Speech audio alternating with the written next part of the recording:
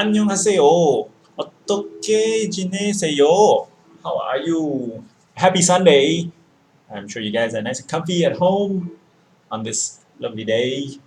Now, I will get to the Korean lesson, but first, let me tell you guys a quick anecdote. Well, I'll ask you guys a quick question. Where did the hacker go? Where did the hacker go? You know, those hackers, those nasty little guys on the computers. Oh my god, I want to hack this guy's computer. Get all his data. Yeah, those kind of hackers. Um, well, I don't know, but he ran somewhere. Get it? Ran somewhere. Huh? Okay. Yeah, he must have caught a bug or something. All right. Now on to the Korean lesson.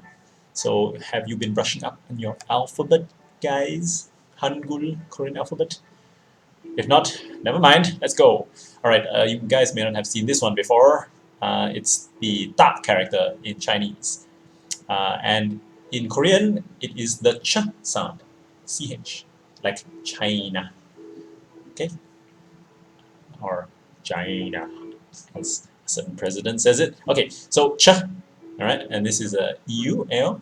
So in this case, it's more like an sound, right? And so ch on. That's why there's a little chun li down there. Chun. Okay. Next we have the mouth, the M, right? M. What's this one? To the right. To the right. A. Ah. Right. And again the L, which is the N. So man. Let's put it together. Man. So mantou. Okay. Chon. Man. Okay. Circle is silent. It's the e sound. Okay. And again, a big circle, no noise, followed by two legs and a snowboard. So that's yo. Little yo. Yeah yo. Okay. 천만 예요. So what does it mean? It is what you say in response to thank you. It's you're welcome. Okay. Although I hear in Korea they don't usually say you're welcome. They just go and walk away. You know, like when they hang up their phone. Apparently, when they like people in Korea, they don't say goodbye. They just go and hang up the phone. Yep. So yeah, you got to be ready at all times. Constant vigilance for the end of that call. Okay. Right. All right. On to our fun facts. Fun fact for the day. Let's start with the rabbit fact. Rabbit. Right. Yeah. Okay. Ooh, look at these cute rabbits. Okay, so rabbits. Let's see. Give you guys a bit of background. What is a male rabbit called? You guys know male rabbit? It's a buck. What about a female rabbit? Presumably the one on the right. A female rabbit is called a doe, like a deer. A deer. Yeah. No. Okay. Mind. Okay. So rabbits. Yeah, they live for about 9 to 12 years generally. And in those 9 to 12 years, do you want to know what they do a lot of? Yeah. Have you guys heard the term breed like rabbits? Well, there's a reason people say breed like rabbits. Okay, so here is the lifespan of a doe. Okay, so a doe hits sexual maturity within 3 to 8 months. So it's not even a year, and they're ready to go. Bam.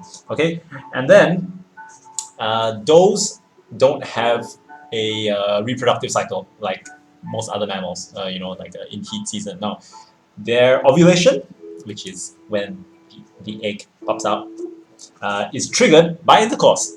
Yes, you heard that right. So pretty much they are good to go whenever, all the time. That's kind of scary, huh? Yes. So what that means is whenever they have copulation, I'm using like very technical terms here, but basically when they do the deed, then the egg comes out. So and then it's immediately fertilized, and then 30 days later, which is a month, the kids come out.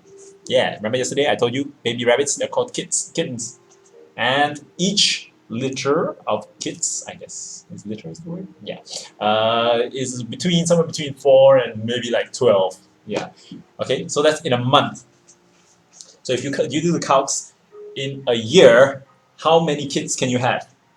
Okay, say maximum yield, 12 kids each month. That's 144 new rabbits in a year from one mom. Right? So there's a reason that they say breed like rabbits. Okay, And now, what's that? It's a monster. No, it's just a cat. Isn't it cute? Okay, cat fact. So, did you know that cats, like, I know you think you're all really cute now. Oh my god, look at me. I'm a double eyelids. Yeah, that I got in Korea. Yeah. Oh yeah, look at that. Blink, blink, blink. Yeah, you think you're really cute. Your double eyelids? Well, cats have three eyelids. Take that. Okay, you see that white thing? You see that white thing there? Yeah, that's not this cat doesn't have glaucoma. Don't worry. It's just see you can see the pupil underneath. So this cat is just sleeping. So its third eyelid has come up to protect its eyes.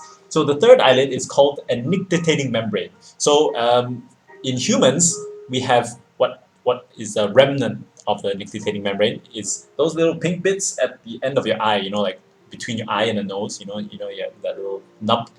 Yeah. So that's what the biologists reckon used to be a nictitating membrane. So it's used to used to clean the eyes, make sure it's nicely moisturized and all that. So apparently we have no need for it. But there you go, cat's third eyelid. All right. Now, as requested by our good friend of the podcast, Andrew, we're going to talk about immunity. So yesterday I mentioned immunity because of course this whole coronavirus COVID-19 thing is happening, and a lot of people are worried because they're like, oh my god, it's killing everyone. Can we get immunity to this virus? Yes, the answer is yes. We can, like any most other pathogens, we can develop an immunity. So why is it so scary? It's scary because this is a novel virus, right? A bit of lexicon terminology for you. So novel means that it hasn't occurred before. It's a new one, right? So that just means when it's new, a lot of us don't have any form of resistance. Well, that's not entirely true because, like you remember the SARS outbreaks and the MERS outbreaks a couple of years back. So these are all different forms of coronaviruses. So they are finding that people who have had these SARS or MERS, so the SARS-CoV-2, I don't remember, is another strain of coronavirus, and so is the MERS. So these guys have defense mechanisms. Their bodies are already primed to defend against these coronaviruses. So perhaps we're not entirely sure how effective it is, but there are some people who show milder symptoms when they contract the COVID-19. So that does indicate that yes, there is some form of cross immunity. Obviously, this is not 100% verified, but it appears to be the case, right? It's just simple immunology. All right. So now the question is, can we use this to our advantage? Can we speed up the our immune system response to this COVID-19? The answer is yes. That's why we're doing the vaccine. So that's what the whole vaccine is about. So vaccine is about imbuing people with immunity by getting your body to respond to fake pathogens. So obviously not the real virus, maybe like a weakened version of the virus or little crumbs of the virus, so that your body's defense is ready to go. Okay, so let's talk about the body's the body's immune response to the virus. So how does your immune system work? I'm sure it's a good question. Now, as another friend of our podcast has recommended, there is a cute little show. There's anime out there called Cells at Work. Okay, so it's quite a cute one. I had a quick look at it. Thank you, Vivian, for the recommendation. So as you can see on the left, that is the personification of a red blood cell. And on the right is a personification of a white blood cell. It's pretty obvious because on his cap it's written 白血球, which is white blood cell. Okay, so these are the cells that run through your body. Okay, now obviously it's a little more complex than that, a little bit more. Okay, but I promise I will keep it simple. I will keep it. I will make it available to the layman. Okay, so we won't talk about red blood cells because those, I'm sure you know, there is blood, right? Carries oxygen, keeps you alive, right? And then there are of course the platelets, which kind of clot the breaks in the pipe. Okay, we'll talk about that. Okay, now we'll talk about the white blood cell. See that guy on the right? Yeah, he looks tough, right? Because he's got to be, because he's a white blood cell. Okay, so even within the white blood cells, there are B cells, there are T cells, there are a whole smorgasbord of guys. So what they do is they obviously keep you alive and safe. So when the bad things come in, the bad things are called pathogens, nasty little things. Okay, when they come in, your body will kick their ass. Okay, but so there are some that will kick their ass straight away, and there will some that will kick their ass slowly over time. Okay, so when we talk about antibodies, those are the slightly slower ones. Okay, so they don't act independently. It's all part of a network, like a network, right? So yeah, see, this is the white blood cells doing their job. Okay, it's a little bit gory, but yeah, although now that I think about it, these are cells, right? So that blood coming out, that does make sense because I guess it's just plasma. Okay, anyway, I will show you guys this little video. Immunoglobulins are often referred to. Yeah, fine. Okay, just watch. Well, okay, so this immunoglobulin thing is an antibody. Okay, that's what an IG is. So an antibody is like a tag. Think of it like a tag. Okay, you see this on the right is the pathogen, it's the bad thing, and on the left is their white blood cell. Okay, so sometimes the white blood cells, the good guys, your body's defense, your soldiers, they may not necessarily recognize the bad guys because the bad guys are disguised, right? Imagine you're walking in a crowd in a mall, and of course there's some nasty people there, but they're mostly just decent, normal, neutral people, right? So how does your security identify the bad guys, right? So if they've got a big blinking light above their head, then security knows to flag them down, right? And lock them away. So that is what the antibodies do. They are tags. Okay, so the body has a lot of different tags because obviously the bad guys come in different forms. Pathogens come in different shapes and sizes like this. See, so all different wacky shapes. Okay, and basically your body will remember some of these, right? So it'll keep it in their little security database. They'll go, okay, this chickenpox guy, okay, he's come before. Okay, we kick him out. And next time he comes in, we'll kick him out again, right? Because we remember it. We remember what he looks like. So this is what it looks like, right? This antibody. Okay, so for the COVID-19, of course, if it's new, your security system won't flag him down. So he'll come in and he'll do his nasty stuff. Okay, so one thing we are looking into doing is getting these antibodies from people that already have a response to the new coronavirus, the COVID-19, right? We get the antibodies, which may or may not look like this. This is obviously a cartoon, and we make them, and then we pump them into people who are still suffering from the infection, and presumably it will help to obviously combat the virus. All right, let's skip ahead. Blah blah blah blah blah. Factor. Yeah. Okay, so and what the antibodies do, like I mentioned, they work together with the security. Okay, and then we'll skip ahead. Okay, so like I mentioned, there are a few different types of antibodies, 5 types to be precise, and they target different forms of microorganism, different type of pathogen, right? Okay, so the main two we're going to talk about is the IgM, which is the broad spectrum one. So it's like this is what let me find it. This is what IgM looks like. It's like 5 pentameter. It's a more broad spectrum. So it's more of a earlier form of defense. All right. So as your body responds and identifies the bad guys, then your body starts to make IgG. Where is it? Yeah, which looks like this, right? Just single ones. So these are more specific tags that that your body will remember for longer. Okay. Yep. That's more or less it. There's a bit of a crash course in immunology for you. Okay, now bring it back to the real world. Like I mentioned, immunity for certain things. So not all immunity is lifelong. You should know that, because I guess sometimes the body forgets. Sometimes it takes memory. Sometimes the servers get kind of full, so they gotta throw some data out.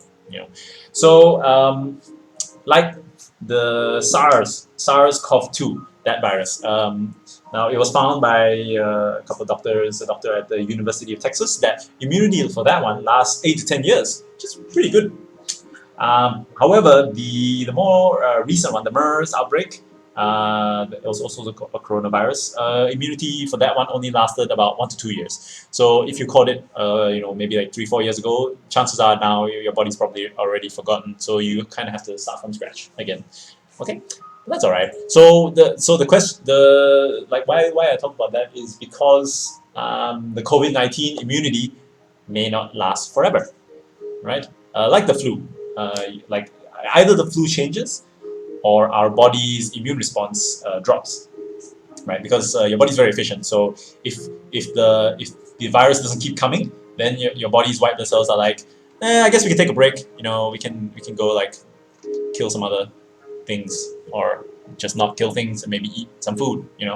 So yeah, so that's why that's kind of it in a nutshell. It's not a major concern at the moment because obviously we just want to get over this get over this wave of infections. So once it kind of becomes commonplace, once the majority of people have some form of resistance, some form of immunity to the COVID-19, then I think we'll be in a good place. Until the next novel coronavirus or whatever virus comes along, then we'll mount up another offensive, another response to it. Okay, so I hope that's been kind of informative. Maybe you're kind of asleep already. Yeah. So yeah, if you want, let me know. I can think of ways to kind of dumb it down, or you can just go and watch this anime. I don't think they get too detailed. Maybe they do. It's kind of cutie. Yeah, I kind of imagined like big round red things floating around, talking to big round white things with like eyes and a mouth, like Thomas the Tank Engine, but with your body cells. And be like, hey, white blood cell, how's it going? Oh, you doing well, baby? Oh, no, I'm just chilling, man. I think my host is at home. He hasn't been moving very much. Yeah, it's just been sitting around. So I guess I'll just keep floating here. Yeah, it's all good. Yeah, nothing challenging the immune system today. Okay. Yes. Sorry. Just kind of flight of fancy there. Okay. So that's me for today. I will check in again with you tomorrow. Go look for this anime. It's called Cells at Work. Free promotion there. It's a Japanese one though, so you might have problems finding it, or not. I think it might be probably on Netflix or something. Okay. Stay safe and stay healthy, and I will see you when I see you. Sana.